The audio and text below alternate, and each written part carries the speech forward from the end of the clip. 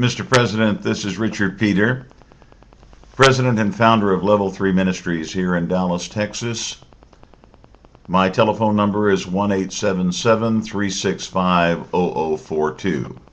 This is the weekly radio address of We the People of the United States, given this Saturday, January the 24th, 2009, in response to your weekly radio address.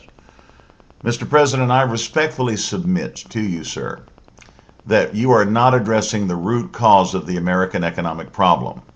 Remodeling schools is not going to solve the educational problem, Mr. President. We need to retrain teachers.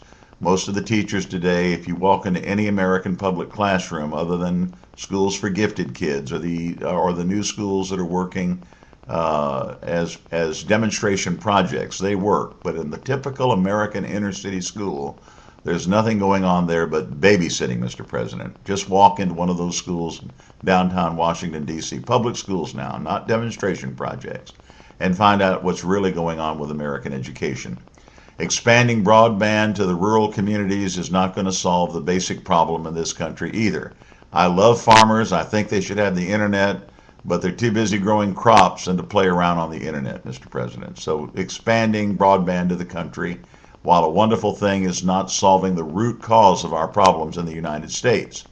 Building more roads. Mr. President, for the love of truth, we don't need more roads. Roads are basically made out of oil substances. We need to get off of oil. What we need is rapid transit.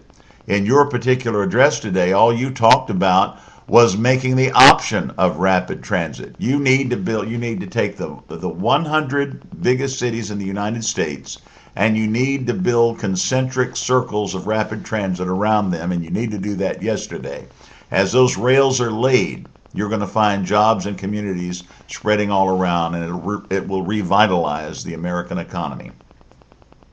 Roads and bridges are merely toadying to the Democratic governors who are in the hip pocket of construction companies.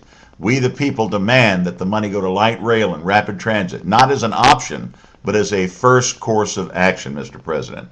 That's what we need in this country today. We need rapid transit in concentric circles. Now, Mr. President, let me share something with you. This business of giving tax cuts that amount to $500 or $1,000, or weatherizing a few million homes, giving us a $300 yearly savings, is not going to work. There are some fundamental changes, sir, that need to be made in the American economy and in the way we do business in this country. The banks have virtually become national, are debtors now to we the people of the United States. It is time now to reconsider the entire banking structure. We have to go to the root, Mr. President. We have to go to the root cause of all our problems.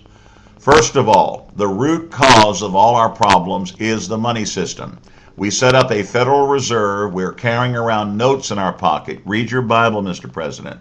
The borrower is the servant to the lender. The borrower is the servant to the lender. I don't want to carry United States notes and pay interest on these notes. What I want to do is to carry in my pocket United States money, fiat money. So I propose immediately that you put the Federal Reserve under the jurisdiction of the Department of the Treasury, and that you immediately, Mr. President, create fiat United States currency.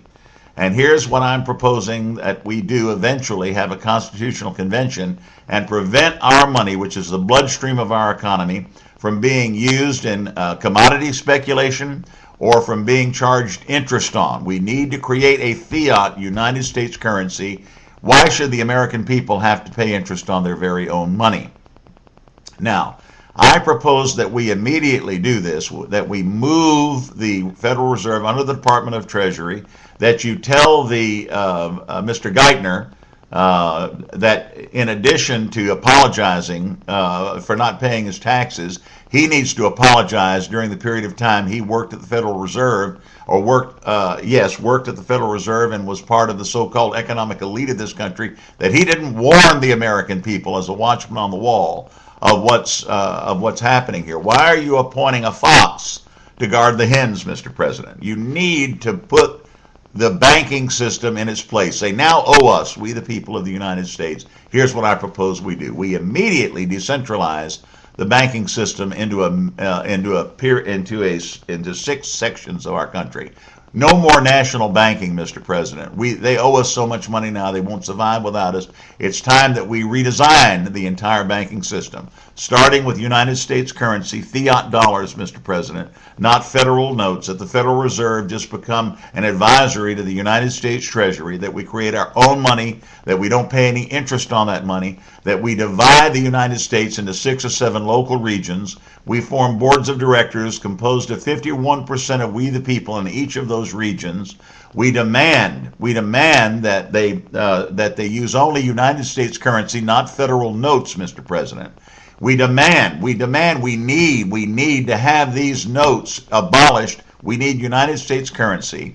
The banks are going to be mandated to loan 100% of all that new United States currency that we're going to put in there, less a 10% handling fee, and no interest rate shall be higher than 8%, Mr. President.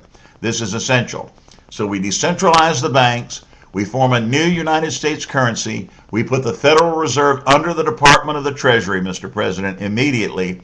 We divide the banking system into 6 regions, or 7 regions, with the boards of directors, the majority of them to be composed of we the people. We demand that those banks loan out every penny of the new United States currency. We demand that they back up every dollar on deposit with the United States currency, and we direct the Department of Treasury to loan the banks money at a very minimal or zero rate interest, so we no longer need the FDIC. In other words, every dollar on deposit in these regional banks, every single dollar needs to be backed up by a dollar of the new United States currency. They won't have that, so we're going to loan it to them at a very minimal rate, maybe 1%, or give it to them zero interest. But make them pay the money that we're going to loan them to back these dollars on deposit, payable back over a period of 10 years. Now, Mr. President, we need to address the tax system. The country needs a flat tax, and it needs a flat tax right away. I'm proposing 30% for 10 years. I'm willing to pay that kind of tax. 15% goes to retire the $11 trillion national debt. When it's retired, the flat tax goes back to 15%. All other taxes are hereby abolished. That will really jumpstart the American economy, Mr. President. Now, the final thing that I want you to do, Mr. President, is to give the American people more than a little tip. Take the $1 trillion and instead of giving it to fat tick construction companies and school remodelers, give every American head of household $10,000 to buy an energy efficient car, $20,000 to buy an energy efficient home, brand new, or to refit an existing property. Giving them a few little hundreds of dollars, $1,000, $1,500, is not going to solve this problem. Mr. President, we stand now at a new gate.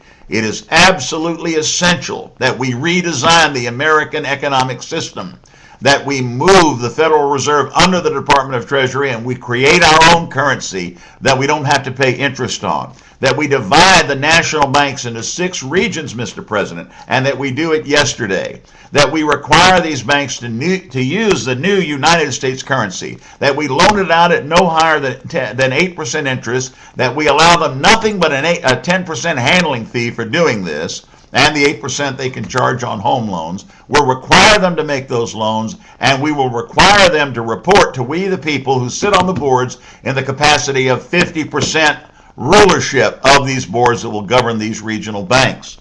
Now, that's the solution to the problem, Mr. President. We need to look at this from the standpoint of not throwing together some broadband for farmers or remodeling American schools when the teachers themselves don't even know how to use the equipment that they now have. This is Richard Peter, a sovereign citizen of the United States of America. Please call me, Mr. President. I have something for your ears only, 1-877-365-0042.